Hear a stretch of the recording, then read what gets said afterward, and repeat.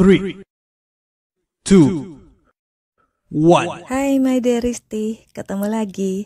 Jangan lupa subscribe, like, dan lonceng. Thank you.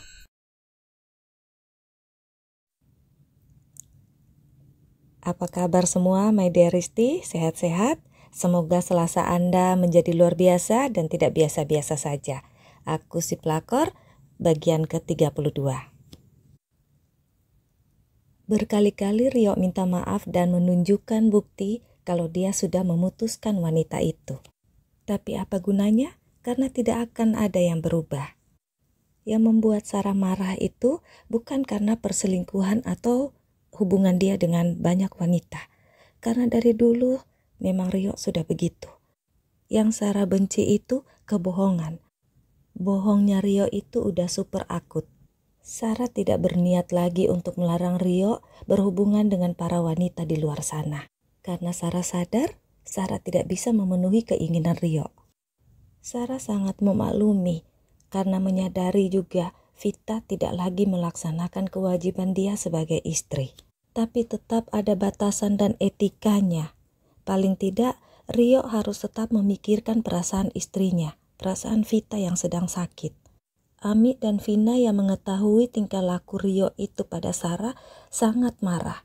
Mereka berdua meminta Sarah untuk putus dengan Rio, menyuruh Sarah berhenti peduli dan mengurus Vita istri Rio. Vina dan Ami mengira Sarah terlalu bucin pada Rio sehingga susah untuk melepaskan Rio. Sarah sangat memaklumi kemarahan dua sahabatnya itu.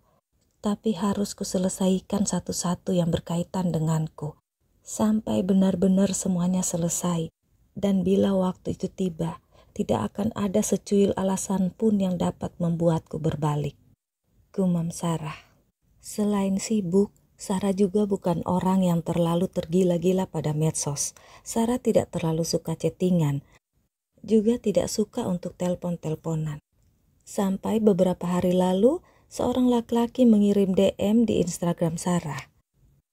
Pesan-pesan di DM Instagram itu tidak dibuka oleh Sarah, sampai Sarah membuka galeri handphonenya dan Sarah menemukan beberapa foto yang membingungkan.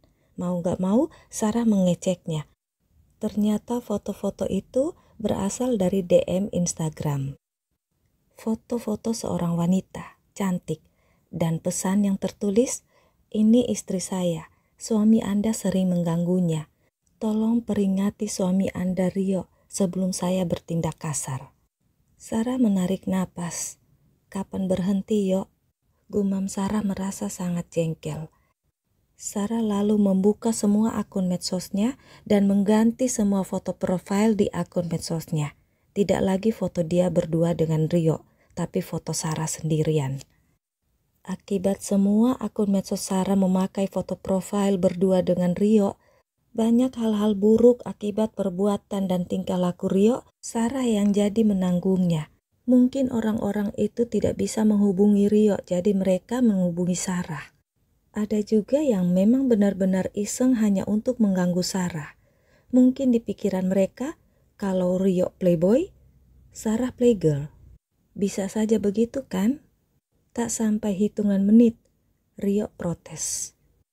Sarah tak merespon apapun protes ataupun pesan-pesan dari Rio.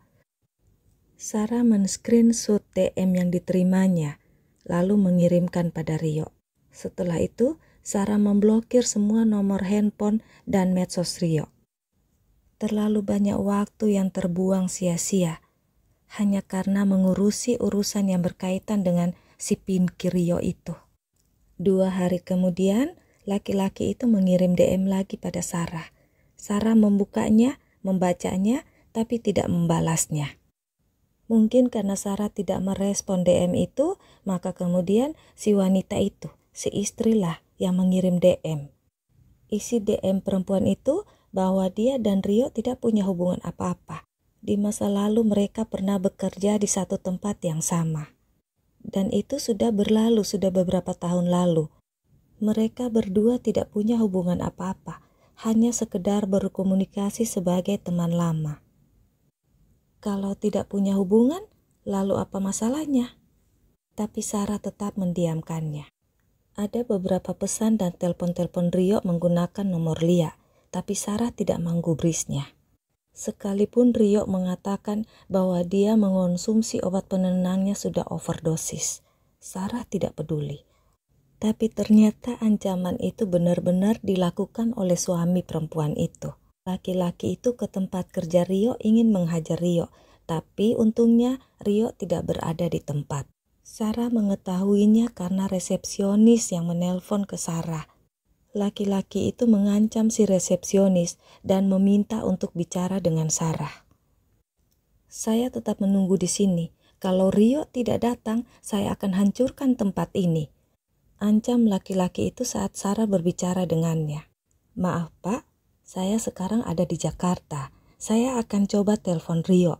Tapi kalau Anda mengancam ingin mengganggu di situ, membuat ribut di situ, apalagi menghancurkan tempat itu, saya pastikan Anda akan berakhir di kantor polisi, bahkan mungkin bisa di penjara, balas Sarah tegas. Situ jangan main-main dengan saya serius akan menghancurkan tempat ini, katanya lagi berteriak-teriak. Kalau begitu, kenapa nggak dihancurkan aja sekarang? Nggak usah teriak-teriak Pak, hancurkan aja kalau Bapak pingin hancurkan. Di situ kan ada CCTV Pak. Sekalipun seandainya Rio itu bersalah karena mengganggu istri Anda, tapi saya yakin Rio tidak akan kena sanksi apapun. Tapi Anda, sudah pasti Anda akan mendapat hukuman Pak. Dan yang pasti lagi, Anda harus mengganti rugi semua kerusakan yang Anda buat di situ. Jadi saran saya, sebaiknya Bapak berpikiran jernih lah, balas Sarah dengan tenang. Situ nggak usah banyak omong, suruh Pak Rio cepat ke sini. Teriak si suami lagi. Rio sudah menunggu Anda di kantor polisi sekarang Pak. Video Anda mengancam-ngancam membuat ribut di situ sudah diserahkan pada polisi. Saran saya Pak, sebaiknya Anda punya bukti kalau Rio itu mengganggu istri Anda. Kalau Rio punya hubungan dengan istri Anda bawa dan serahkan bukti itu ke kantor polisi. Dan saya jamin saya akan membantu Anda untuk menuntut Rio. Tapi kalau Anda tak punya bukti apapun, Anda dalam masalah besar sekarang Pak. Nama Anda sudah tercatat di kantor polisi sekarang. Tidak sampai 30 menit, polisi akan ke situ menangkap Anda. Jadi mumpung Anda masih punya waktu, pikirkanlah baik-baik. Pikirkan sekali lagi Pak. Oh iya Pak, saya juga mau bilang, Rio itu kan laki-laki, seperti Anda. Laki-laki itu mengganggu wanita atau istri orang memang tidak baik, iya kan Pak? Tapi sekalipun diganggu, kalau tidak direspon, tidak dibalas oleh wanita atau istri Anda, apakah akan terjadi hubungan? Kalau istri Anda tidak merespon, tidak meladeni Rio, apakah akan ada hubungan di antara mereka? Sebaiknya Anda bicara dengan istri Anda, gimana? Kata Sarah panjang, kali lebar, kali tinggi.